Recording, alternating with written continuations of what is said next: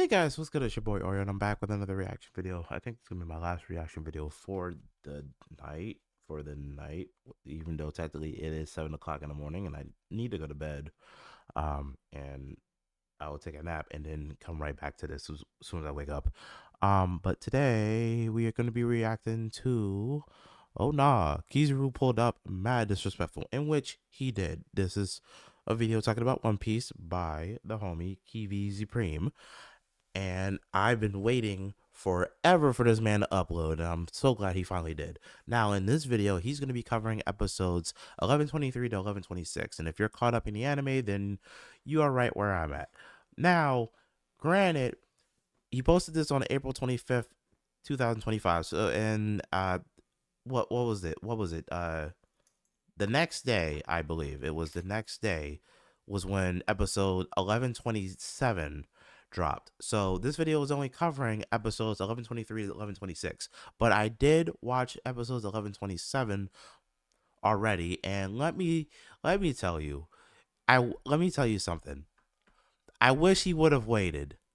Even though I already know this video is gonna be heat, I wish he would have waited until after episode 1127, or at least after that one, and then maybe 1128, because oh, Jesus Christ. The things that Kizaru did in 1127. I hope he makes another video talking about it. I really hope he does, because Kizaru is a light-skinned menace for a reason. So with that being said, let's just get right on into it. One Piece is finally back, therefore I'm finally back to covering peak fiction. If you're new here, dab me up, tween. And if you're not, still dab me up, tween, cause we locked in. Now this is gonna be a long one, so grab your golden Oreos and pink lemonade.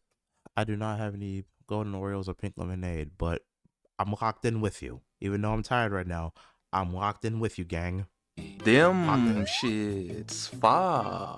Now with the I'll have them the next time I react to you, okay? I promise. The next time I react to another one of your videos, I will have my golden Oreos and pink lemonade. So Egghead Island is surrounded by a fleet of 100 ships of various sizes, including 20 massive battleships that far outclass the Buster Call, which could summon a nation-sized fleet. Aboard the ships are 30...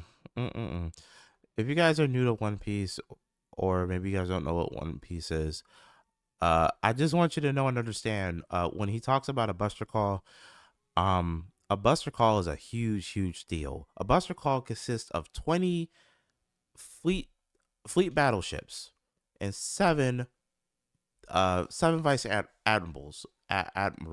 Shoot, I can't say the word right. Yeah, a Buster Call consists of 20 battleships and 7 fleet admirals, or vice admirals, I think. And basically what happens is, once someone has like a golden transporter snail and they press that button, they initiate a Buster Call. 20 battleships, 7 admirals come to your island and start fucking shit up. And I don't mean they're coming just to like capture somebody or anything like, no, they're coming to fuck shit up, as in everybody on that island is dying. Not just the bad guys, the good guys too. Everybody that's left on the island is dying. If you are not out of there before they show up, you are getting cooked. It doesn't matter if you are with them or against them. You are getting cooked no matter what. That entire island will cease to exist after the Buster Call is over. That is what it is. Like, just imagine, like, you know, you're living your best life. You are, you know, you're chilling. You just got married. You and your wife are out on a honeymoon. You guys don't leave the island, but you guys are on like you guys find like a nice little location on the coast, on the beach. You guys are just chilling, enjoying the waves, enjoying the view. Next thing you know, you got 20 ships coming in your line of view, and you're like, what the hell is going on? And then the next thing you see is a cannonball coming towards your head, and that's the last thing you see before you hit Heaven's Gates.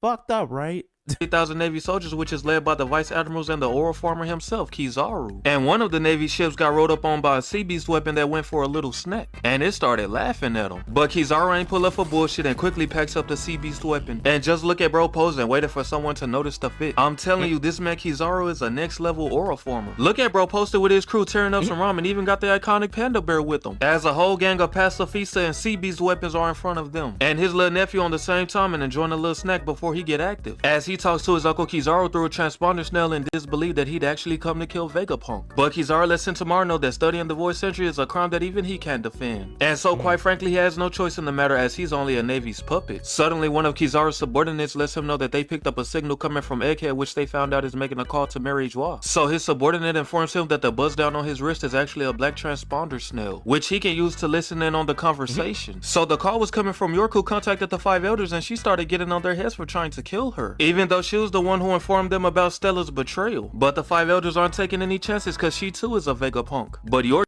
I was mad when I found out she was an op. I was so mad because I was just like, damn. And it was crazy too because it's kind of expected because she was the most quiet one out of the six. Like she was the one that you didn't really see that often. The one you didn't really see that much. She gives off this persona that she's like, laid back, chill, doesn't really say or do much. Just eats, just eats, sleeps, poops for everybody else while everybody else, continues their work and she just there. You would have never thought that she would be one of the ops. And that's what made me upset.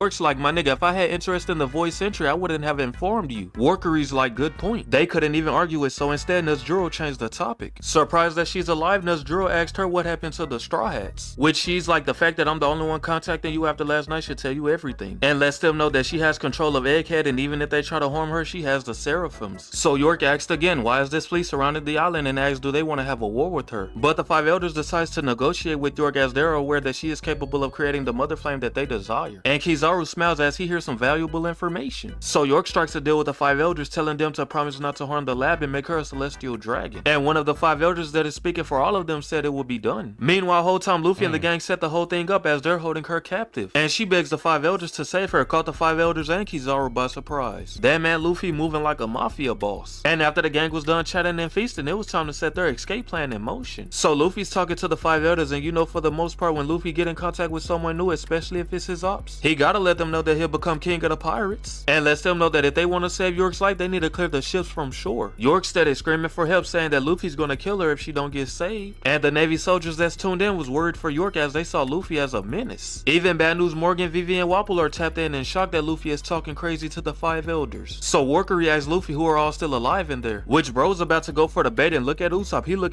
Bro really was about to say, well, he was about to name everybody.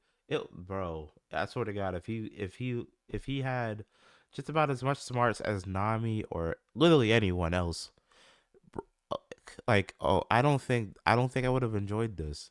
I don't think I would have enjoyed this if he was any smarter than anyone else on that island. Like, I'm gonna just be real. Like, I love Luffy the way he is. I hope he never changes. But damn, he was about to give up everybody. He started off, well, a few of us are injured, some of us are dead. I'm like, bro, shut up. Looking at bro like, what are you doing? But Robin, being a W woman, shut Luffy up and ended the call, letting Luffy know that information is a weapon, so you must not give it to your enemies. Luffy's Absolutely like, oh, not. alright, well at least now the ships would be gone. Usopp's like, no it's not, you think the Navy are that dumb? Meanwhile, on the other side of things, Saturn is talking to Vice Admiral Doberman, letting him know that there are 3 things you must protect: York, their brain punk records, and the power plant that creates the mother flame. All else is expendable. Doberman's like, but sire, Rob Lucci and the other Cypher Pole agents are still... Saturn didn't even let bro finish his... Pretty much said, bro, I don't give a fuck about any of them. I got my priorities. I know what my priorities are. York, the mother flame, and the plant that makes it. I need them 3 things connected. I need them 3 things protected at all costs. Everything else is expendable. We don't need... The human race can can procreate quicker than we can kill them off. We'll be alright. Sentencing was like, he's just talking about the worst case scenario, and told bro not to lose sight of our highest priorities. And he said only if that's like only in the worst case scenario. No, he meant what he said with a full chest. It wasn't. He was not talking in the worst case scenario. He meant that shit. He meant it 100%.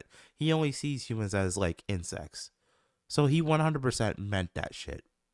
And Saturn tells him he should consider human lives nothing more than insects, talking about they reproduce quickly even if their numbers dwindle. And panning back to the control room, York tried to threaten the gang, letting them know that she made a pact with the elders, so if they touch her, they'll get destroyed along with the island like Ohara. Nami, being a W woman, is always sticking up for Robin, knowing how sensitive of a topic that is to her. Nami smacked York in the head with her climb attack. Meanwhile, Chopper checks up on Robin, making sure she's feeling okay, which she's like, yes, thanks to him. Chopper excited as hell. And Vegapunk pulls up, thanking them for saving him from being killed by York. But Chopper's like, we couldn't do it alone, as they all look at Kaku. Which Chopper's like, while we were getting chased by the Seraphim, bro pulled up at the right time. Kaku's like, I ran into them while looking for Zoro, then I got bodied since it was 2 of them. Which Zoro, being petty as hell, was like, yup, and that's when you were saved by me. Zoro had that man Kaku crashing out. Meanwhile, Lilith's in tears as she thinks Edison has been boomed for good, but bro's like, I'm still alive. And Usopp turns around telling Lilith to be quiet as he's trying to tap into the basement. And as he successfully does, the Cypher Pole members thank them for saving their lives as they feast on the food they gave them. And the other Cypher Pole member asked if Usopp could let them out. But bro's like, hold on now, you got too much dip on your chip. I'm glad you're okay, but sit your ass down. So the other Cypher Pole member asked if they could be relocated, at least as they can't relax with the Seraphims around. Usopp's like, I thought they were on your side. Bro's like, yeah, but in case they crash out. So Usopp asked Vegapunk if they were safe, which Vegapunk's like, oh, why, of course. As the bubbles the pacifistas are trapped in are made of the same material as Pacifista's MK3's bubble shield, which can deflect cannon blast, and is also created with sea energy, making it the perfect weapon for trapping devil fruit users. S-Hawk's pissed, talking about some, how dare you trap me in this thing. And S-Snake's like, you don't need to be scared of us, none of us were ordered to kill you, we have no interest in you. And Frankie thanked S-Snake for undoing the petrification on them, which Vegapunk's like, oh word, I never programmed S-Snake to do that. As S-Snake's over there blushing, thinking about Luffy, as he was the one who caused her to undo the petrification. Jinbei's like, oh, so that's what happened. Even the original Hancock has a soft spot only for Luffy, and her Seraphim is the same way. Meanwhile, Luffy's over there chatting with S-Snake as Vegapunk's putting the information he was given in his notes. And it was thanks to Lilith, who after being depetrified let Nami borrow her bubble gun, which allowed Nami to capture all the Seraphim at once, which she ended up saving Sanji as well. So Luffy thanked S-Snake for everything, and just like Boa, she mistakes Luffy's thank you for I love you. Meanwhile, Alice lets Vegapunk know that the communication system has been destroyed, but the Frontier Dome still won't open, which York lets them know that she's the one who protected the passcode and that her brain isn't linked with theirs and that she won't tell them. That got Lilith heated, and York lets Lilith know that she's protected by the code and the world itself. So Vegapunk's like, if we can't deactivate the barrier, then we can't escape. Luffy's like, what, even after all I did to help us escape? Which Usopp's like, gang, I told you that didn't work. And Brooks like, I'm sure the government wasn't going to let us off the hook in the first place. And Nami lets the gang know that sooner or later they'll start attacking. Meanwhile, Lucci was analyzing the situation, plotting something devious. And Kaku's like, what you mumbling about, gang? But bro's like, nothing, just talking to myself, gang. So Stussy,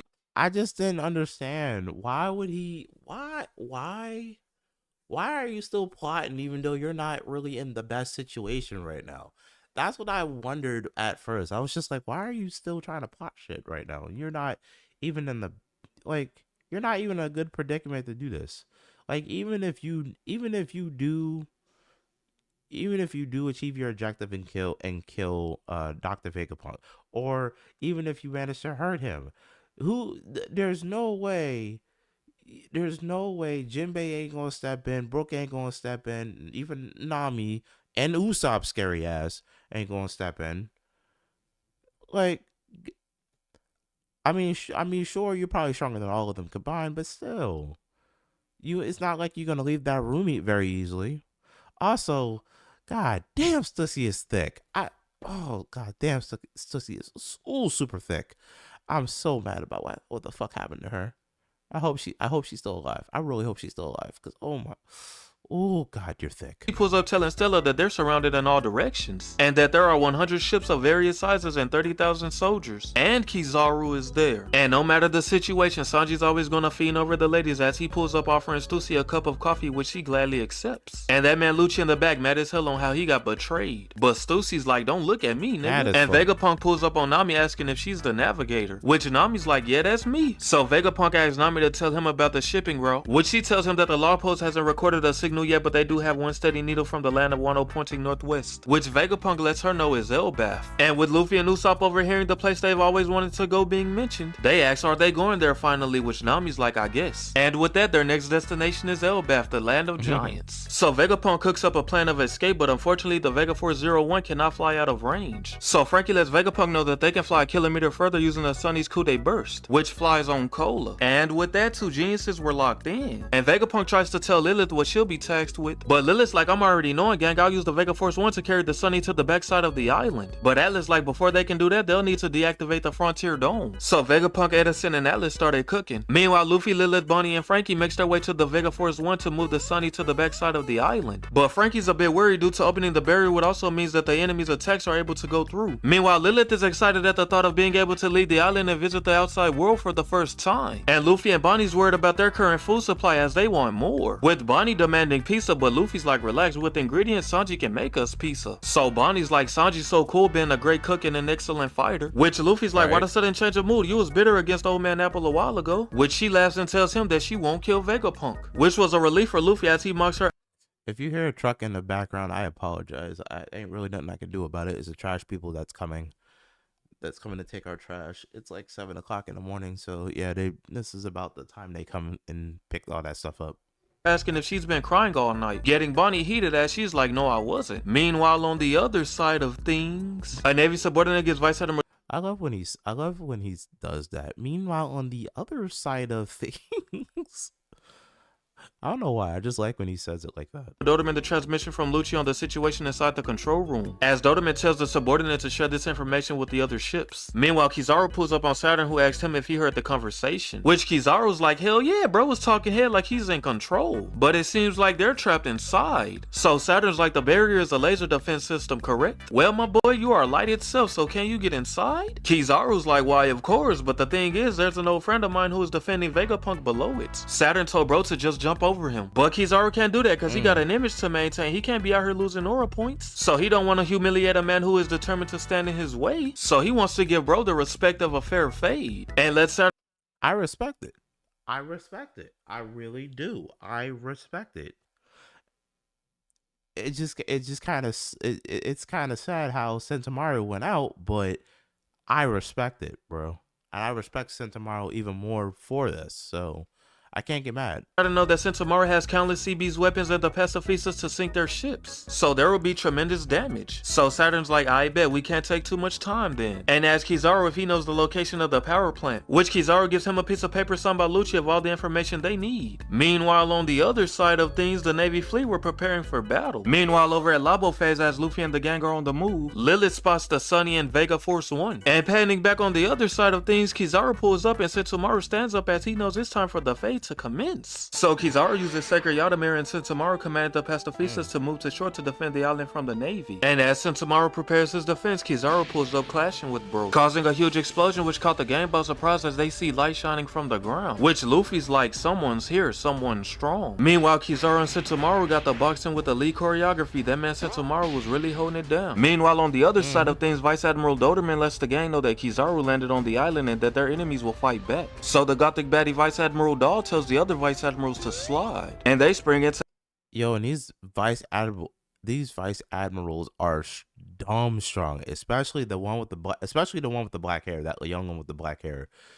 Yo, they are stupidly strong. Action, so the pacifistas shot to light them up, but was stopped by the Navy's cannon fire. And with that, the Vice Admirals are now on Egghead Island. Meanwhile, the Navy ships were getting attacked by Sea Beast weapons, so Vice Admiral Red King pulled up, absolutely obliterating one of the Sea Beast weapons with a single shot. Now, hold on real quick. I know Oda gets wild when it comes to designing characters, but damn, what in the actual...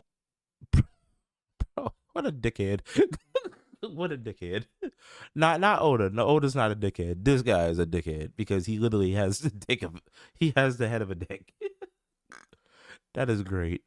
What the fuck is that? But yeah. So one of the pacifistas attempted to fire a laser at the Navy's ships, but Vice Admiral Dahl, who Oda was working overtime designing, pulls up on the pacifista, preventing it from attacking the ships. The kick was crazy, but Shawty's so bad the animators had to run it back to give her a little more screen time. And Vice Admiral Pomsky takes down the other pacifista. And panning over to the control room, Usopp's in shock as he sees that the Navy and Sea Beast robots had started fighting at the shore. But Vegapunk's like, as long as Sentomaru is commanding the pacifistas, the island's defenses are iron tight. Which Usopp's like, isn't that why bro came out to take out Sentomaru? Vegapunk's like, who? So Usopp shows the screen and they see it's that man Kizaru, making sure the gang see the fit in 4K. Now the gang's in shock and Nami's like, is he here already? Which Usopp's like, nah, he's now fighting right below us. York's like, you people are cooked now. But Zoro ain't trying to hear what she talking, and Lucci in the back looking like he plotted something nefarious right about now. Meanwhile, the gang is panicking, some more than others, as Sanji is hardly phased. Meanwhile, Brook and Chopper are suffering from PTSD as they're reminded of how powerless they were against Kizaru back in Sabaody Archipelago. And Zoro Kizaru's like, I never Oh thought I yeah. would see him again on this island. And as Sentomaru's holding it down against Kizaru, Vegapunk's stressing as he can't believe that Sentomaru has to fight Kizaru. But Edison and Atlas told bro to lock in, so that he did. Meanwhile, this man Kizaru running left around Sentomaru before kicking bro into told bro to lock. Vegapunk's stressing as he can't believe.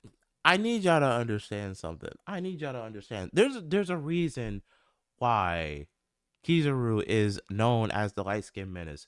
Who do you know is doing shit that like this? Sentomaru has to fight Kizaru. But Edison and Atlas told bro to lock in, so that he did. Meanwhile, this man Kizaru running. Look at bro. There's no reason for you to be in that position. There's no reason for you to be in that position. Why are you, bro? Like, I get it. You're moving faster than the speed of light, but there really is no reason for you to be moving like you fucking LeBron James. Like, we get it. Like, we get it. God damn. Left around Sentomaru. And then look at this frame. But Edison and Atlas told bro to lock in, so that he did. Meanwhile, this man Kizaru running left around. Look at this frame. Look at this frame. Bro is looking like that one little gif or that one little meme of The Weeknd when he has glasses on, he's looking up in the sky and shit. He kind of reminds me of that. When I saw this, I'm just like, yo. Now imagine if we get to this point in the live action One Piece show. I really feel like Adam Sandler would make a great Kizaru. I feel like Adam Sandler would make a great Kizaru for some odd reason. And like, we need the drawing of, and we need like the version of Adam Sandler from like Eight Crazy Nights. That's the one we need, and it will make all the sense. Right, Sentomaru before kicking bro into a building and was instantly in the air spamming light beams at bro, which I gotta give props to Sentomaru for being able to hold his own against someone who moves massively faster than light. Though Kizaru is holding back, but hey, still impressive. Bro doing whatever it takes to hold it down for the Straw Hats. Talk about W-mans. So Sentomaru grabs hold of his weapon and leaps in the air, splitting Kizaru in half. Sentomaru done hit bro with a slash of reminiscence cause Kizaru. Oh my G, yeah. You see now here, when I saw that, Sentomaru got way too happy about that because I'm sitting there like, bro, you know your uncle better than anyone. Did you forget that he is a Logia user? Like, did you forget that he is a Logia type devil fruit user? Meaning that slash was not gonna hurt him at all. Now you know hockey, so you know hockey is the most effective on him. Why wouldn't you apply hockey to your weapon and then like why didn't you do that?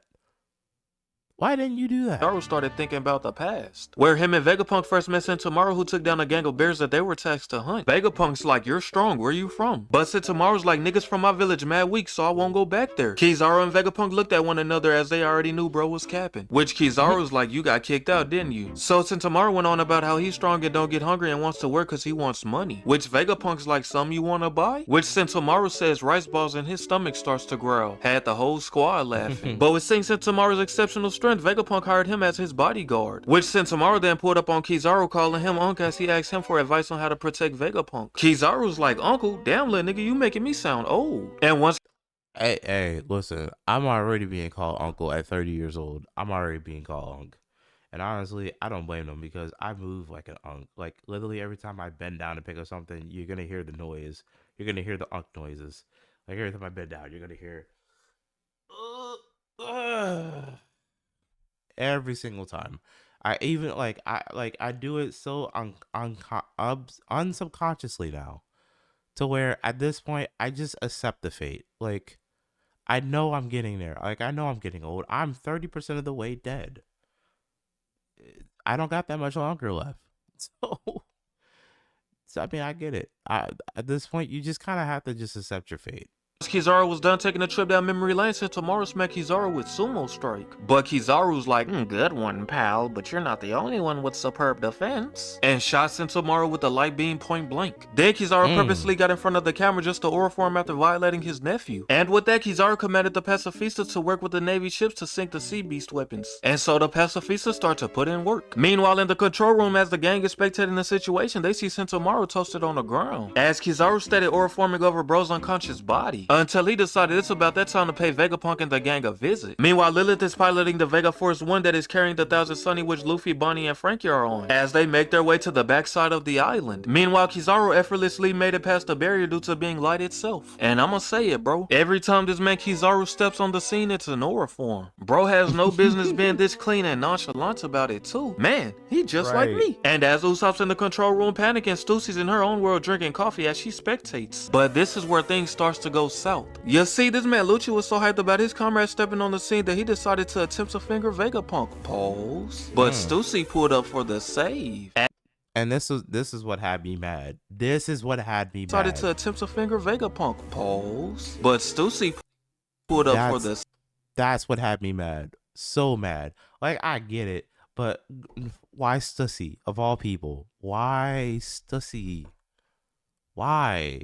And why didn't anybody do anything? I mean, well, no, I'm lying. Sanji did do something, but like, like, I get it. He took the bubble gun from Nami and shot Kaku with it, so that way he doesn't try anything either. But I'm just like, why don't you shoot the motherfucker who's active right now first?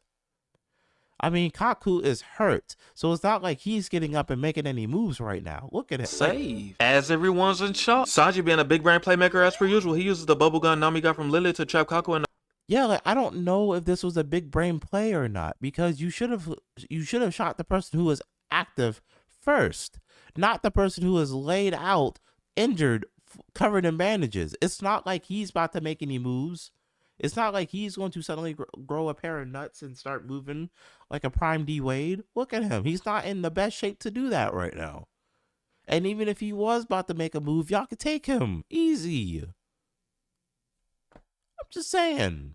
The bubble so he don't get hyped and try to attack something like Lucci just did. So Zoro pulled up on Lucci and they clashed, and Zoro was like, you trying to show out cause your partner stepped on the scene. People like Lucci are the type of niggas you do not want to invite to the function, cause he'll start acting mad different in front of the hoes. As Zoro and Lucci standing there in the clash, you already know Lucci was feeling himself, thinking he just stopped Zoro attack with a single leg, until Zoro showed Lucci why he can't fuck with him and sent him crashing through the building, hitting him with a stage transition. And the crazy part is Zoro ain't even equipped to do it yet, and Lucci still getting bitched. Lucci ain't on shit for real. Meanwhile, as expected. Oh yeah, everybody knows when that do-rag comes on, it's she's for you. And he's doing all this without the do-rag right now.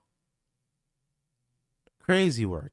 Crazy work. I think Kizaru steady oroforming. Like, bro, come. Nick, that's another thing. Ain't on shit for real. Meanwhile, as expected, Kizaru. That was another thing. Bro, why are you still in the air?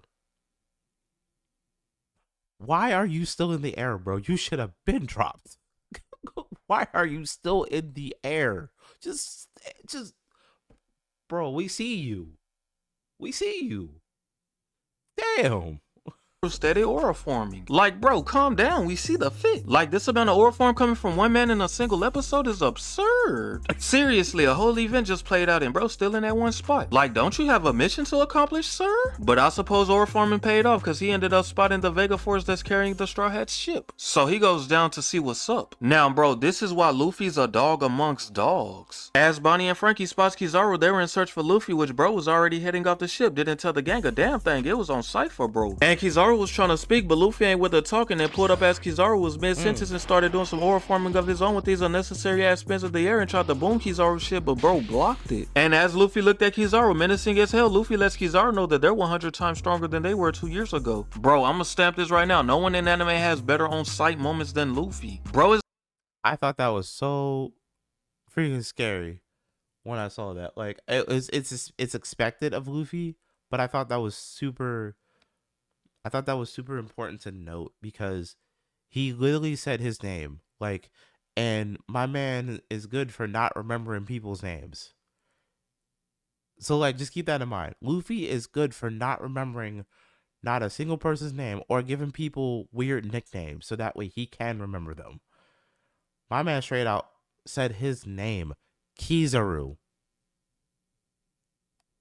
Bro, since when are you remembering people's names? Like, what the heck? Did that Gear 5 make you wiser or something at some point? Like, what's happening? Is the embodiment of when I see you, you run in my fade, gang. There's no way out of it. And panning to the previous day at Mirijois, Kuma is on the move to reunite with his daughter Bonnie, as he fends off soldiers until this man Akainu pulled up. And Akainu came to the conclusion that if Kuma can't be controlled, then they can't let a dangerous guy like him walk free. So he pulled up smacking Kuma in the face with Hellbound. And to no surprise, even while injured, Kuma manages to get up from that shit like he was never hit. And with that, Kuma takes off cause he has somewhere to be. But Akainu's like, wait. Like, nigga, what you mean wait? Why would anyone wait for someone who's attacking them? Like, make it make sense. And with that, sure. Kuma makes his escape. Meanwhile, Akainu is standing in deep thought and takes a trip down memory lane, where he confronted Bonnie as she's chained up on the burning island. And he tells her how Kuma lost his sense of self and will never return, as he volunteered to be reborn as a weapon. But Bonnie ain't buying it. And once Akainu was done taking a trip down memory lane, he stands there wondering where Kuma is headed. And panning back to the present day at Egghead, Luffy's now in Snake Man spamming Kizaru with punches as Kizaru blocking them all with ease. And Kizaru tells Luffy he can see how he defeated Kaido, saying he's quite strong. Nah, that would've got me heated, cause like, why you mocking me as you're making light work of my attacks? It's like Kizaru's trying to purposely get Luffy heated. But Kizaru's confused on why a pirate wants to protect Vegapunk. Luffy's like, you tell me, why do you want to kill old man Apple? As he goes in for another attack, which Kizaru casually kicks away. And Kizaru's trying to tell Luffy that that's not what he wants to do, but you know Luffy stay cutting niggas off. So now Kizaru's high in the air, and you know one thing I noticed about Kizaru is that he always speaking to himself out loud. So Kizaru's like, I don't want to kill him. Me and bro go way back, so I appreciate it if you stay out of this. Like, my nigga, come down here and repeat what you just said. I cannot hear you mumbling high in the air while I'm on the ground. My ears just don't work that. Oh yeah, my man is like 10,000 miles away having this conversation. Like, Jesus Christ, bro. You could have just stayed in the field and said all this. Like, why?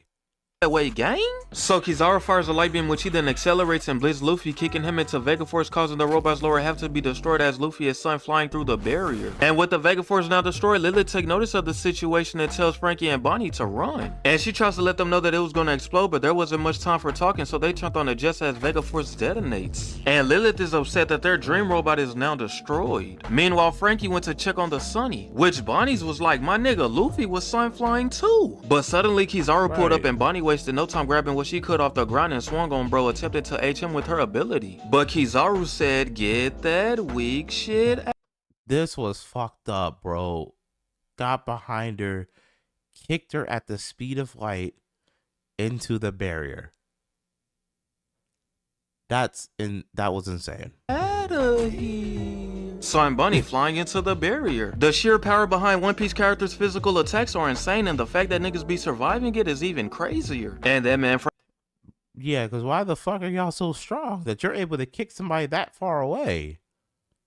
I mean, yes, it is a kick made at the speed of light, so I get it, but still, damn.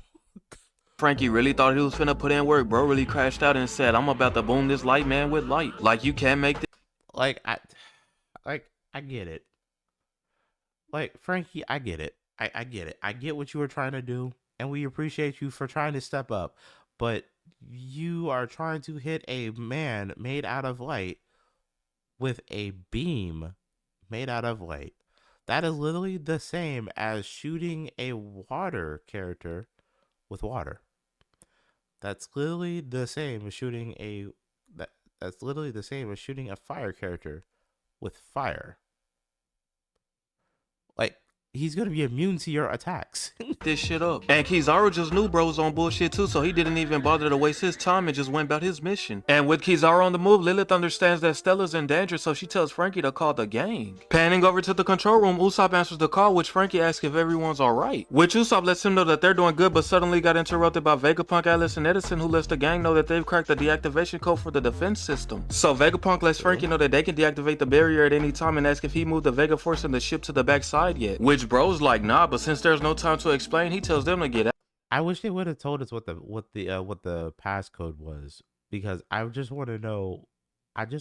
Like, how complicated was it that you needed 3 geniuses crack down on the code together to figure out what it is. Like, what was the passcode that stumped y'all so hard? I legit want to know. I hope they tell us at some point. Out of there. But it was already too late as Kizaru was now inside the control room. Had everyone shook. That man Vegapunk pulled a "he's right behind me, isn't he" looking ass. So Vegapunk asked Kizaru if he's the one who caused that explosion earlier, which Kizaru was like, yeah, unfortunately that dream robot of yours blew up. And lets Vegapunk know that he'd rather not drag this difficult situation out any further. Until suddenly the GOAT himself, Luffy, sprung back into action with Gear 5 activated. Luffy got the tweaking cause his back was burning, but in this mode any form of pain is a joke to bro as he starts laughing it off. Bro's excited as hell that he's back in action and pulled up to the control room. And as Kizaru's looking around, lost as hell, Titan Luffy appears grabbing Kizaru like an action figure. Luffy even had the gang affected by his Tomb Force like he did back in Onigashima. And Luffy tells Kizaru thanks for knocking him all the way down. And that he went through the barrier 2 times and thought he was cooked and started laughing about it. Cause like of course he would, it's Gear 5 Luffy. And as bro laughs about it, the Iron Giant Emmett awakens. Man, it feels good to cover peak fiction again. And you already know these few episodes are absolutely pure heat. A solid 10 out of 10 for me. Cause One Piece never miss. Now, with that being said, if you made it this far, don't forget to drop a like and subscribe. We move. Also, I'm taking recommendations, bro, so hit the comments. And more heat on the way. Now, I need him to now since we made it this far, I need him to cover 1127. I need him to cover episode 1127 and maybe also 1128 when that comes out. I'm not entirely sure what's going to happen in 1128, but one thing I know for sure, Saint Saturn is going to make an appearance in 1128. He is going to pop up on the scene. At least that's what I saw from the out after the outro.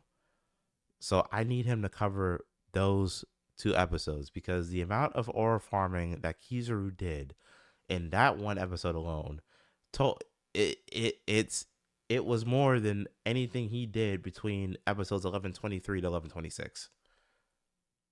I'm going to say that. I'm going to say that right now. All right, guys. If you guys enjoyed this video, give this video a thumbs up, share with your friends, like, comment, favorite, share, hit subscribe if you're new and all that good stuff. My links to all my social media in the description box down below so you can check me out on any of those platforms.